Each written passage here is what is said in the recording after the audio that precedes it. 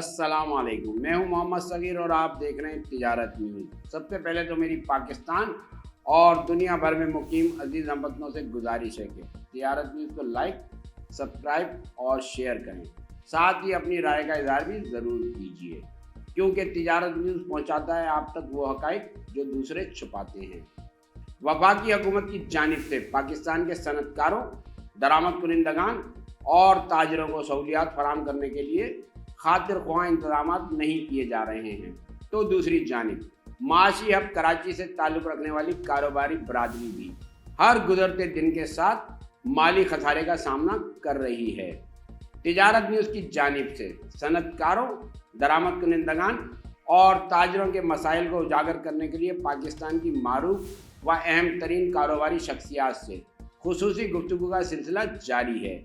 जबकि आज के प्रोग्राम में मेरे साथ मौजूद हैं आल ताजरान सिंध इत्तेहाद कराची डिवीज़न के सदर और vice chairman law and order committee Karachi chamber of commerce and industry Javed Siddiqui. आए इनसे जानते हैं ताजरों को दरपेश मुश्किलात और इस हवाले से हुकूमत की जानिब से किए जाने वाले इक़दाम की सूरत हाल। जावेद साहब, सबसे पहले तो मैं आपको अपने प्रोग्राम में खुशामदीद कहता हूं और मेरा आपसे सवाल है कि वफाकी हुकूमत की जानिब से महंगाई में कमी लाने के हवाले से किए जाने वाले दावों की हकीकत बयान करें। जी बिस्मिल्लाहिर्रहमानिर्रहीम। सर, सबसे पहले तो आपका बहुत शुक्रिया और मैं तिजारत न्यूज़ का बहुत मशहूर हूँ कि वो हमेशा जो है ख़ासकर बिज़नेस कम्युनिटी की ख़बरों को जो है बड़े बेहतरीन अंदाज में उजागर भी करते हैं और हमारे मौक़िफ़ को जो है वो ऐवानों तक भी पहुँचाते हैं। देखिए जी, बात यह है कि मैं अपनी बात का आगाज़ कुछ इस तरह कहूँगा कि इज़्ज़त नफ्स किसी ताजिर की अब महफूज नहीं, इज़्ज़त नफ्स किसी ताजिर की अब महफूज नहीं, अब तो अपने ही दोस्तों से डर लगता है। डंके की चोट पे जालिम को बुरा कहता हूँ, डंके की चोट पे जालिम को बुरा कहता हूँ, ना मुझे सूली से ना ज़ंदानों से डर लगता है। जिस हुकूमत ने वादा किया था कि वो अपने कपड़े बेचकर भी महंगाई कम करेगी, मगर अफसोस कपड़े तो उन्होंने बेचे मगर अपने नहीं, किसी ब्यूरोक्रेट के नहीं, किसी वज़ीर और मुशीर के नहीं, बल्कि एक आम आवाम के। उसकी वजह यह है कि आज आप महंगाई देखें, वो इस वक्त उरूज के ऊपर है। आज आप लॉ ऑर्डर की सिचुएशन देखें, वो आपके सामने है। आज कराची का ताजिर, ना सिर्फ कराची का ताजिर बल्कि शहर कराची जो है 68% रेवेन्यू जनरेट करके देने वाला शहर, जिससे पूरा मुल्क चलता है, सिर्फ़ और सिर्फ उसके ऊपर तमाम जमातों की सियासत होती है और वो कहते हैं कि वो वादा ही क्या जो वफ़ा हो जाए, मगर इसको कुछ नहीं मिले सिवाय झूठे वादों के, सिवाय झूठे दिलासों के, सिवाय झूठी तसल्लियों के। तो मैं बड़े अफसोस के साथ ये बात आप तमाम दोस्तों को कहना चाहता हूँ कि जनाब, शहर कराची से वोट और नोट सबको चाहिए, मगर शहर कराची को ओन करने के लिए कोई तैयार नहीं। और जब तक कराची के लोग ऐवानों से लेके इक़्तिदार तक नहीं आएंगे, इदारों तक नहीं पहुंचेंगे, उनकी रसाइयाँ नहीं करेंगे, खुदा की कसम कराची कभी तरक्की नहीं कर पाएगा। कभी कराची को इख्तियारात के नाम पे जो है वो माज़रत के साथ जो है वो उसके काम नहीं किए जाते हैं, कभी जो है वो बेजा इख्तियारात के नाम पर जो है वो काम किए जाते हैं। तो माज़रत के साथ ये हुकूमत वक्त का एक बड़ा अपसेट है शहर कराची, ना सिर्फ शहर कराची के लिए क्योंकि पूरे मुल्क के लिए। उसकी वजह यह है कि ताजिर जो है इस मुल्क की बैकबोन है। अगर आप ताजिरों को तंग करेंगे, अगर आप ताजिरों को परेशान करेंगे, तो खुदा की कसम आप भी खुश नहीं रहेंगे और यकीन करें आपकी भी तारीख नहीं होगी तारीखों में। जावेद साहब, अब ये बताएं कि मौजूदा सूरत हाल में ताजरों को किन मसाइल का सामना है और इसके जिम्मेदारान कौन लोग? बात यह है कि आपने कहा किन किन से मसाइल का, तो मैं कहता हूँ कौन कौन से ऐसे मसाइल हैं जिनका सामना नहीं है। देखिए, एक ताजिर क्या चाहता है हुकूमत से? ताजिर को कुछ भी नहीं चाहिए जनाब। ताजिर ये कहता है कि अमन हो, सुकून हो, जो टैक्सेस में कमी हो, लॉ ऑर्डर की सिचुएशन बेहतर हो, ऑटोमेटिक चीज़ें बहाल हो जाएंगी। ठीक है, यकीनन हमारे लॉ ऑर्डर के हवाले से आजी साहब से भी और एडिशनल आजी साहब से भी हमारी कई मुलाकातें होती रहती हैं और यकीनन कुछ इम्प्रूवमेंट आई है, मगर क्योंकि नफरी की वजह से चीज़ें, खैर वो एक अलग मामला है। बात यह है कि पुलिस में भी रिफॉर्म्स की ज़रूरत है, नंबर 1। नंबर 2, ताजिर क्या चाह रहा है? ताजिर को रिलीफ दें, ताजिर को मेंटली तौर पे सुकून दें। आपने अभी ऐसे FVR के कानून बनाए हुए हैं यकीन करें, क्या पूरा मैं 68% मैं बार-बार लफ्ज़ इसलिए दोहराता हूँ कि क्या मैं अगर बात कहूँगा तो उसको किसी गलत पैराए में ना लीजिएगा कि क्या कारोबार लाहौर में नहीं होता? क्या कारोबार पेशावर में नहीं होता? क्या कारोबार फैसलाबाद में नहीं होता? तो वहाँ पे इतनी ज़्यादा चीज़ें क्यों नहीं है? क्या क्या टैक्स देने के लिए सिर्फ शहर कराची का ताजिर ही है? और जब वो ताजिर टैक्स देना चाह रहे हैं तो आप उसकी गर्दन को मरोड़ रहे हैं, आप उसको डरा रहे हैं। बजाय आप ताजिरों को एतमाद में लेते, आप ताजिरों को बुला के उनसे मशावरत करते, आपने ताजिरों को माज़रत के साथ डराना और धमकाना शुरू कर दिया है। अब मैं आपको बताऊं कि बेचैनी की वजह क्या है। हमारे हमारे इदारों का काम जो होता है माज़रत के साथ कि वो लोगों को रिलीफ पहुंचाना होता है। अब भी यार किससे पहले भी माजी में कई आपने देखा चीज़ें निकली जिसमें शहर कराची के तमाम ताजिरों ने जो है मुझ समेत बाइकआउट किया, क्योंकि डेफिनेटली वो चीज़ें ठीक नहीं थी। और उनके चेयरमैन साहब की FBR की मेहरबानी, उन्होंने चीज़ों को समझाया और नरम गोशा किया।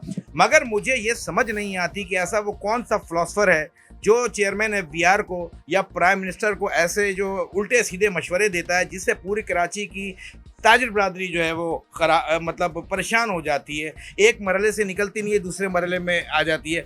अब मैं बात करना चाहता हूँ कि जो मेन मुद्दा है वो उसके ऊपर कि FBR का 37A और 37B है क्या। देखिए जी, बात यह है कि मिसाल के तौर पे कोई शख्स उनको लगता है कि जी ये गलत है, तो तरीकाकार ये होना चाहिए कि पहले आप उसके खिलाफ पूरी जांच करें, पूरी इंक्वायरी करें और इंक्वायरी करने के बाद आगे प्रोसीड करें, जो तरीकाकार दुनिया भर के मुल्कों में होता है। आपने करना कराना कुछ नहीं, गिलास तोड़ा 12 ने।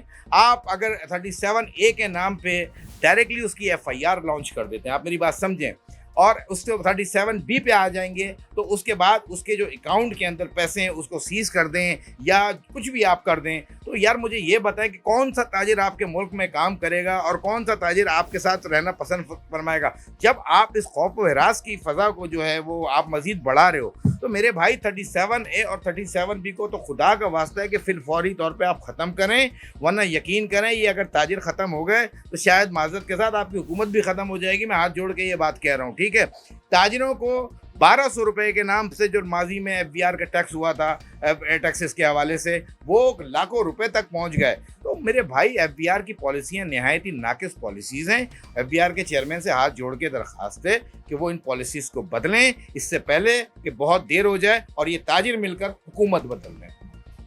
जावेद साहब, क्या चेयरमैन FBR से 37A और 37B पर ताहाल कोई मशावरत हो सकी है या नहीं? नहीं, अभी 37A और 37B के हवाले से हमारी फ़िलहाल तो इस वक्त कोई मशावरत नहीं हुई। यकीनन FBR के जो दोस्त हैं हमारे, वो हमें बुलाते हैं अपने ऑफिस में और फिर ऑनलाइन कॉन्फ्रेंस भी करते हैं। और इंशाल्लाह इस वक्त 37A 37B सिर्फ कराची का मसला नहीं है, ये पूरे मुल्क का मसला है। अभी कराची चैम्बर ने भी इस हवाले से अभी लास्ट वीक एहतजाज रखा, जिसमें हमारे प्रेसिडेंट कराची चैम्बर जावेद बिलवानी भाई और स्मॉल ट्रेडर्स के जो तायात सदर जो हैं मजीद मेमन भाई और जो है हमारे पैटर्न इन चीफ हैं ज़ुबैर मोतीवाला भाई, उन्होंने प्रोटेस्ट किया, उन्होंने बाकायदा एहतजाज किया। और मैं हुकूमत वक्त को एक वाज़ेह पैगाम देना चाहता हूँ कि जनाब पूरे ना सिर्फ कराची, क्योंकि कराची चैम्बर पूरे पाकिस्तान का सबसे बड़ा चैम्बर है, अगर आपने अपनी रविश ना बदली तो हम जो है वो एहतजाज का कानूनी हक रखते हैं, चाहे हमें CM हाउस में आना पड़े अपनी चाबियां जमा कराने कि भाई हमसे तो अब कारोबार नहीं होता, हम तो आपके इसका ऐसे काले कानून को नहीं मानते, आप ही कारोबार कर लो और आप ही मुल्क चलाओ। तो जनाब ना बजेगा बांस ना बजेगी बांसुरी। अच्छा, अब ये बताइए कि तकरीबन तमाम ही सियासी जमातों ने कराची पर राज किया और इसके वसाइल से भरपूर अंदाज में मुस्तफ़ीद भी हुई। ताहम किसी भी सियासी जमात ने इस अरूसुल बिलाद शहर की तरक्की और इसके मकीनों को बुनियादी सहूलियात की फराहमी के लिए काबिल ज़िक्र काम नहीं किया। कराची वालों के साथ अरबाब इख्तियार को आखिर ऐसी क्या अदावत है? देखिए जी, मैंने पहले भी कहा कि शहर कराची के हमदर्द तो सब बनते हैं, यहाँ से वोट और नोट सबको चाहिए, मगर काम करने को कोई तैयार नहीं होता, यहाँ पे ओन करने को कोई भी शख्स तैयार नहीं होता, ठीक है। हुकूमतें सब ने की, हुकूमत सिंध की को मतलब 17 साल तकरीबन गवर्नमेंट हो गई हुकूमत सिंध के अंदर, और इनका वादा भी हमारे दोस्तों का था, हमारे दोस्त हैं, मतलब साथ उठते हैं बैठते हैं, मैं क्या कहूँ। मगर बात तो ये कि सच जो है वो तो सच है ना, कि रोटी कपड़ा और मकान का जो वादा था आज वो लोगों तक कहाँ पहुँचा है। मैं कहता हूँ वो फैसला या मैं कुछ मेरे कहने से नहीं होगा, वो फैसला आवाम करेगी, वो फैसला ताजिर करेगा। और खुदा को हाजिर नाजिर जानकर बोलें, आज शहर कराची के अंदर कहाँ इंफ्रा है, कहाँ स्ट्रक्चर है, मुझे बताएं। आज यहाँ से आप किसी को न्यू कराची से अगर आप यहाँ लेके आ जाएं, अल्लाह भला करे कार्डियो तक, तो यकीन करें अल्लाह माफ़ करे उसका रास्ते में ही इंतकाल हो जाता है। इतने गड्ढे हैं, किसी को अगर खाना हजम करना है ना मेरे भाई माजरत के साथ, तो वो आप आ जाएं, किसी भी एम्बुलेंस में आ जाएं, किसी गाड़ी में आ जाएं। यकीन करें पहले तो हम कहते थे कि भाई यहाँ पे सड़क टूटी हुई है, अब मैं ये कहता हूँ कि भाई ये सड़क है कहाँ पे, कहीं सड़क मिल जाए तो हम कहते हैं यार शुक्र अल्हम्दुलिल्लाह कि 10 फीट या 15 फीट का कोई सड़क मिल गया, किनारा मिल गया। तो कहता हूँ कि बात तो सच है, मगर बात है रुसवाई की। तो मैं हुकूमत सिंध से ये अपील करूँगा, साईं सरकार हाणे गलती जी गुंजाइश कोना साईं, साईं ही वट साईं, साईं शहर को सही करो साईं। खुदा की कसम ताजिर बरादरी आपको सोने का ताज पहनाएगी, आपको सर आंखों पर रखेगी, मगर साईं सिर्फ वो टीवी मीडिया वाली डिस्कशन नहीं होनी चाहिए, काम नज़र आना चाहिए। जिस तरह इश्क और मुश्क नहीं छुपते, बिल्कुल इसी तरह काम भी नहीं छुपता। तो मैं अपनी साईं सरकार को कहूँगा, साईं आप हमारे दोस्त हो, आप हमारे भाई हो, हम मिलते हैं, हम जुलते हैं, मगर साईं लोग आज हमसे पूछते हैं एज ए बिजनेस कम्युनिटी की तरफ से, ये साईं आपके साथ थे, ये फलां वजीर आपके साथ था, फलां मुशीर आपके साथ था, आप उनको क्यों नहीं पैगाम देते हो। तो मैं अपनी आवाम को और अपनी ताजिर बरादरी को भी ये पैगाम देता हूँ कि हमारा काम जो है एक नक्कार खाने में एक तोती के मानंद है। यकीन करें, और इस तोती के यकीन करें कहीं सुनवाई नहीं हो रही, मगर हम जो है बबांगे दोहल बात करते हैं और करते रहेंगे, क्योंकि मस्जिद का पेश इमाम जो होता है ना, उसका काम अजान देना होता है, चाहे कोई नमाजी पढ़ने आए या ना आए। तो इंशाल्लाह ये हम अजान देंगे और हम अपने शहर कराची को सही मानों में इन्हीं तमाम सियासी स्टेक होल्डर के साथ जो कराची की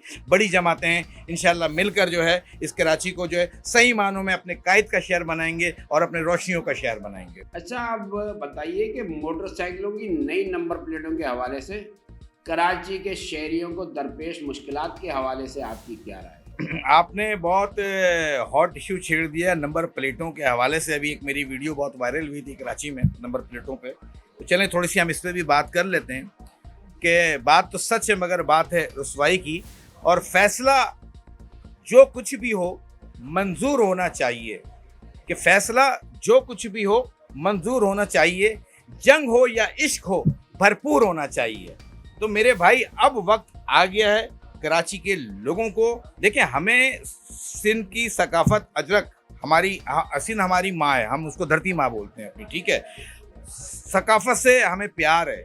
मैं आज भी कहीं जाता हूँ तो लोग, चाहे वो इंटीरियर हो कराची हो, लोग हमें अजरक के तौर पे तोहफे देते हैं, तो हमें वो इज्जत देते हैं, वो हमारा मान करते हैं।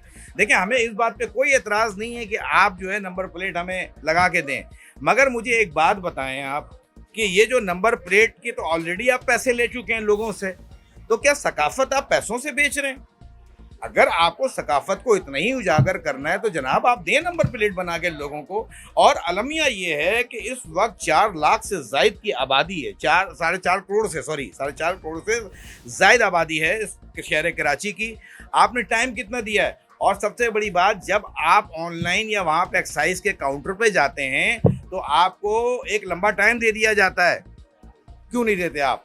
तो मेरे भाई कम से कम 6 से 8 महीने का टाइम देना चाहिए। मैं डीआईजी साहब एक बहुत अच्छे इंसान है, पीर साहब, और एडिशनल आईजी साहब आपसे भी दरख्वास्त है, आजी साहब एडिशनल आजी, और आजी सिंध साहब आपसे भी दरख्वास्त है, गुलाम नबी मेमन साहब और जावेद आलम हुडो साहब, खुदा इस तरफ देखिए। यकीन करें कि कराची के ताजिर के साथ साथ अवाम भी पैनिक हैं। मुझे एक बात बताइए, जो 40,000 रुपये कमाने सैलरी पर्सन है, वो कहाँ से 4,000 3,000 रुपये का चालान भरेगा? सर मैं कहता हूँ बिल्कुल चेक एंड बैलेंस होना चाहिए, और चेक एंड बैलेंस ज़रूरी है, मगर बात यह है कि आपके पास रोड ही नहीं है, आपके पास ट्रैफिक के सिग्नल जो है वो कहीं के ख़राब होते हैं। और बात यह है कि अगर आप चालान भी कर रहे हैं तो इंतहाई माजरत के साथ हाथ जोड़ के कि चालान के जो सही पैसे हैं वो आपके ख़जानों तक नहीं जा रहे, हमारे चंद दोस्तों की जेबों में जा रहे हैं, जो रोडों पे खड़े होते हैं, जो आवाम को ब्लैकमेल करते हैं, जो आवाम को डराते हैं, जो आवाम को धमकाते हैं कि भाई ये 5,000 रुपये का चालान है, चलो एक काम करो तुम 1,000 रुपये मुझे दे दो और मामला रफा दफा करो। तो ये कोई ढकी छुपी बात नहीं है, आम जगहों पे हर जगह ये हो रहा है।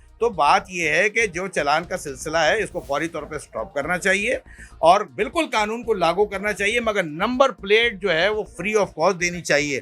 अभी एक शहर कराची का लड़का जो है बेचारा नॉर्थ कराची साइड पर प्लेटें बांट रहा था, उसको कल उसको जो है एक्साइज वालों ने छापा मारा, तो मतलब मुझे समझ नहीं आई। अच्छा, उन्होंने ये कहा कि ये 2 नंबर प्लेटें हैं, जबकि पहले मरहले में अगर मुझे अच्छी तरह याद है, अगर मैं गलत नहीं हूँ, तो ये कहा गया था कि जी वो या तो वो प्लेटें या उस जैसी प्लेटें होती। जब वो उस जैसी प्लेटें दे रहा है तो फिर छापा मार के उसको क्यों अंदर किया आपने, नंबर 1। दूसरी बात, हमारे कुछ अफसरों से बात हुई, उन्होंने कहा जी सेफ सिटी का जो प्रोग्राम है उसके हवाले से उन नंबर प्लेटों में कुछ एक स्पेशल चीज़ें लगी हुई हैं जो कि उन नंबरों को फोकस करता है। तो चले, बहुत अच्छी बात है, मगर मुझे ये बताएं कि सेफ सिटी को प्रोजेक्ट को बने हुए कितने साल हो गए और कब ये कंप्लीट होगा। ये तो इनकम्प्लीट काम कर रहे हैं अपना। आपने सेफ सिटी का प्रोजेक्ट का प्रोग्राम कंप्लीट किया, जब आपने सेफ सिटी का ही प्रोग्राम कंप्लीट नहीं किया, और वो भी इंतहाई माजरत के साथ, इस वक्त शहर कराची जो है ना पूरे दुनिया के अंदर वो चौथे नंबर पे नाकाबिले रहने के काबिल शहर नहीं रखा गया है। ये आलमी रिपोर्ट की बात कर रहा हूँ मैं। तो लुबे लुबाब कहने का मकसद ये कि नंबर प्लेटों को अगर आपने देना है सर आंखों पर हम बिल्कुल लगाएंगे, बल्कि आप बोलोगे तो हम अपने सर पे भी लेके घूमेंगे। मगर सर, खुदा के वास्ते, जिन लोगों ने ऑलरेडी पैसे दिए हुए हैं, हम ऑलरेडी, अगर मैं एक गाड़ी निकलवाता हूँ या एक बाइक निकलवाता हूँ तो ऑलरेडी मैं उसकी पेमेंट दे चुका होता हूँ, तो फिर दोबारा मैं आपको पेमेंट क्यों दूँ? बात तो सच है ना, ये बात है रुसवाई की, मुझे बताएं। तो नंबर प्लेट, ये सकाफत से हमें कोई एतराज़ नहीं है। साईं सरकार जिंदाबाद मैं कहता हूँ, मगर आप जो है लोगों को फ्री ऑफ कॉस्ट दें। आप जो है 6 से 8 महीने का टाइम दें ताकि लोगों को रिलीफ मिले, और जो पुलिस, ट्रैफिक पुलिस पर खासकर खोया हुआ एतमाद है लोगों का, वो बहाल हो। देखें, ये इदारे हमारा फ़ख्र हैं, ठीक है, हम इदारों के साथ होते हैं। मैं खुद as a Karachi chamber of commerce का वाइस चेयरमैन हूँ, लॉ ऑर्डर कमेटी का, ठीक है, मैं प्रेसिडेंट हूँ कराची डिवीजन का, तो मैं तो खुद इदारों के साथ चलता हूँ। आए दिन हमारी लॉ ऑर्डर के हवाले से भी मीटिंग होती है। मगर सर, इसके साथ साथ मैं सीनियर एनालिस्ट भी हूँ, मुझे आवाम की आवाज़ आप तक पहुँचानी है, तो खुदारा रहम कीजिए, इससे पहले कि ये आवाम मर जाए। कब करोगे इंसाफ? जब खल्के खुदा मर जाएगी। चीफ जस्टिस साहब, आपको भी चाहिए, आपसे दरख्वास्त ये कि आप नोटिस लें, और आई साहब, एडिशनल आई साहब और DIG साहब, थोड़ा सा आपसे बहुत ऑनरेबल हाथ जोड़ के दरख्वास्त है कि अपने फैसलों पे रद्दो बदल कीजिए, इससे पहले कि बहुत देर। ये है कि ईसा पीर न मूसा पीर, सबसे बड़ा है पैसा पीर, ठीक है ना।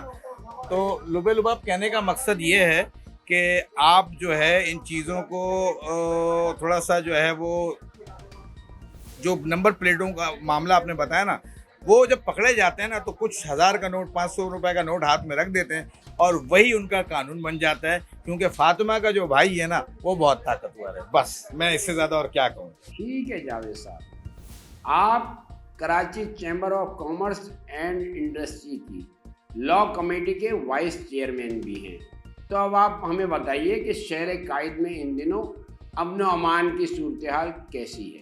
लॉ एंड ऑर्डर के हवाले से जो आपने बात की है, वो आपने शहर कराची की डूबती रग पर हाथ रख दिया है। देखिए, इदारे अपनी जगह पे काम कर रहे हैं, ऐसी बात नहीं है। पुलिस भी काम कर रही है, रेंजर्स भी काम कर रही है, हमारे साथ टच में भी हैं, लूप में भी हैं। मगर पुलिस के अंदर खासकर मैं ये बात करूँगा कि रिफॉर्म्स की ज़रूरत है, नफरी की कमी है, ठीक है। उसकी वजह यह है कि जब तक आपकी नफरी नहीं बढ़ेगी उस वक्त तक चीज़ें बेहतर नहीं होंगी। एक एवरेज मैं आपको बताऊं, थाना जो है वो 50 से 60 लोगों का होता है, एवरेज थाना किसी भी इलाके का 5 लाख की आबादी के ऊपर। तो एक पुलिस वाला 20,000 आदमियों के ऊपर पड़ता है। मैं आपको सिंपल सी कैलकुलेशन बता रहा हूँ। तो मुझे सर ये बताइए कि 20,000 आदमियों के ऊपर जो है वो क्या एक पुलिस वाला बेचारा क्या करेगा? इनके इंक्रीमेंट बढ़ाने की ज़रूरत है, इनको जो है लोगों को मतलब ऊपर देने की ज़रूरत है। अच्छा, पुलिस में ही एक इदारा है SSU, आप उनको देख लें, उनकी जो है वो ड्यूटी भी 8-8, 10-10 घंटे से ज़्यादा की नहीं होती है। अगर वो SMG या कलशों को बड़ी गनें उठाते हैं तो उनको अलग से भी इसके अलाउंसेस, ज़्यादा अलाउंसेस दिए जाते हैं दूसरी आम पुलिस की बनस्बत। जबकि एक थाने का जो रोड का सिपाही है वो 24-24 घंटे ड्यूटी देता है। PSL हो गया तो पूरी पुलिस जो है वो शहर कराची को छोड़कर जो है वो चंद हमारे क्रिकेटर दोस्तों की खिदमत के लिए लग जाती है और पूरा शहर बेयारों मददगार छोड़ देती है। तो मेरा मकसद ये है कि जनाब, नफरी का रोना ख़त्म करें और जो शहर कराची की 4 करोड़ की आबादी उसके मुताबिक दें। आज मैं किसी थाने के अफसर को कहता हूँ या SSP साहब को कहता हूँ या DIG साहब को कहता हूँ तो यूजली लोग यही कहते हैं कि नफरी कम है। तो मैं उनके लिए कहता हूँ कि तू इधर उधर की ना बात कर, ये बता के काफिला क्यों लूटा, तू इधर उधर की ना बात कर, ये बता के काफिला क्यों लूटा, मुझे रहजनों से गिला नहीं, तेरी रहबरी का सवाल है। आप हमारे शहर के करता धरता हो, चाहे पुलिस वाला एक हो या 1000, ये तहफ़्फ़ुज़ देना आपकी जिम्मेदारी है। हम एज ए ताजिर, एज ए बिजनेस कम्युनिटी, एक आम आवाम आपसे हाथ जोड़ के दरख्वास्त करते हैं, सर खुदारा थोड़ी सी अपनी नफरी बढ़ाएं ताकि लोगों को रिलीफ मिले और लोग सुकून में आ सकें। लेकिन देखिए, मोटरसाइकिल सवारों के खिलाफ तो इंतहाई सख्त कानूनी कार्रवाइयाँ की जा रही हैं, ताहम शहर भर में कायम लाखों तजावीज़ात और गैर कानूनी तौर पर शहर भर में चलने वाले हज़ारों 9 सीटर और 6 सीटर रक्षों के खिलाफ कवानीन के मुताबिक इक़दाम क्यों नहीं किए जा रहे? सबसे पहले जो कराची के अंदर एहसास महरूमी है, जब तक आप उसको ख़त्म नहीं करेंगे कराची तरक्की की जानिब गामज़न नहीं। मैं हमेशा एक बात कहता हूँ कि हम अल्लाह को तो मानते हैं मगर अल्लाह की नहीं मानते। तो हमने अल्लाह की जो है ना वो जब तक रस्सी छोड़ दी है, हमारा अशर यही होता रहेगा। और रही पीपल्स पार्टी की बात, तो बस मेरी मुस्कुराहट आपको मेरी बात का जवाब दे रही होगी, इससे ज़्यादा और मैं क्या कहूँ। देखिए जी, बात यह है कि एहसास महरूमी कब ख़त्म होगी, जब आप लोगों के दरमियान कोटा सिस्टम ख़त्म करेंगे, आप मेरिट को बीच में लेके आएंगे। यहाँ पे कराची में कोई 80% और 90% जो है बच्चा पास होके उसके बावजूद भी इंटीरियर से अगर कोई शख्स 40% लेके आ जाता है या 45% लेके आता है, उसको क्यों सुपीरियर रखा जाता है? तो मेरे भाई, आप मेरिट की धज्जियां बिखेर रहे हो। जब आप एक अंधे, लंगड़े और लूले शख्स को लेके आओगे तो वो क्या आपको इदारों को चलाएगा? वो जब एक शख्स पैसा दे के आ रहा है, तो मैं माज़रत के साथ एक मजाकन एक बात कहता हूँ।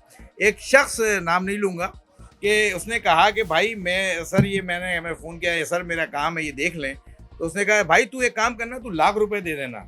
मैंने क्यों लाख रुपए दे दूं भाई, मेरा जायज़ काम। बोलता सबसे मैं 10 लाख रुपए लेता हूँ, तू मेरा भाई है, तू ये दे देना। ये हमारे मुल्क का कल्चर बन गया है, आप समझे मेरी बात, ये मैं जनरल पैराए में बात कर रहा हूँ। तो इस कल्चर को ख़त्म होने की ज़रूरत है। आप मेरिट पर कोटा सिस्टम को ख़त्म करें, और जब तक कोटा सिस्टम रहेगा, यकीन करें शहर कराची जो है ना वेंट के ऊपर रहेगा। मैं कहता हूँ कि आज ये शहर कराची खामोश है, और यकीन करें इसकी ये खामोशी एक बड़े तूफ़ान की निशानदेही है। कोटा सिस्टम ख़त्म कर दें, एहसास महरूमी। आप कहते हैं कि 18वीं तरमीम के मुताबिक हर सूबा आज़ाद है। मुझे बताएं आज क्या काम किया आपने कराची के अंदर, कौन सी सड़कें बहाल कर दी? आपने एक अच्छा काम किया NICVD के हवाले से। देखिए, जो हमारा मकसद कभी भी हुकूमतों पर तनकीद नहीं रहा, NICVD एक अच्छा है, मगर इसके अलावा आपने क्या काम किया? कुछ भी नहीं किया सिवाय आज तक यार आप बिजली नहीं दे पाए। आज बिजली की हालत तो देख लें आप। आज कराची का ताजिर क्या काम करेगा जब आपके पास बिजली के यूनिट इतने महंगे हैं? आपने तो वादा भी किया था बिजली को कम करने का, आपने कभी इसके ऊपर इतनी आवाज़ें नहीं उठाई। और मज़े की बात यह है कि के इलेक्ट्रिक को इसलिए शायद ये नहीं हटा सकते, इंतहाई माज़रत के साथ मैं अल-ऐलान ये बात करूँगा, क्योंकि तमाम जमातों के स्टेक होल्डर के ही के अंदर हैं। इनकी पैदागिरी बंद हो जाएगी, इनका पानी, हुक्का पानी बंद हो जाएगा। तो मेरे भाई, बात सिर्फ इतनी है कि अब वक्त आ गया है कि मेरिट पर इदारों को चलाओ। मैं कहता हूँ अगर नहीं चला सकते आप दे दो यार, मार्शल्ला लगा दो, खत्म करो। मतलब ये क्या होगा, ऐड बंद हो जाएगा, यही होगा ना इसमें। तो भाई बात ये है कि हमें कौन सा ऐड मिल रहा है भाई? जिस मुल्क के अंदर अरबों रुपए सपोर्टिंग के प्रोग्राम के नाम पे रखा जाए, तालीम से ज्यादा रखा जाए, तो भाई माजरत के साथ वहाँ के लोग तालीम याफ्ता नहीं हो सकते, बल्कि भिखारी तो बन सकते हैं। जिस शहर के अंदर रोडों पे खाना खिलाया जाए लोगों को, और वही लोग, माजरत के साथ मैं ये नहीं कह रहा हूँ कि हर बंदा, मगर 60-70% लोग रात को डकैतियाँ और चोरियाँ करते हैं। आप जाएं उनको देखें, हमारे इदारों ने पकड़े ऐसे लोगों को। तो मेरे भाई, आप लोगों को खुदा के वास्ते भिखारी ना बनाओ।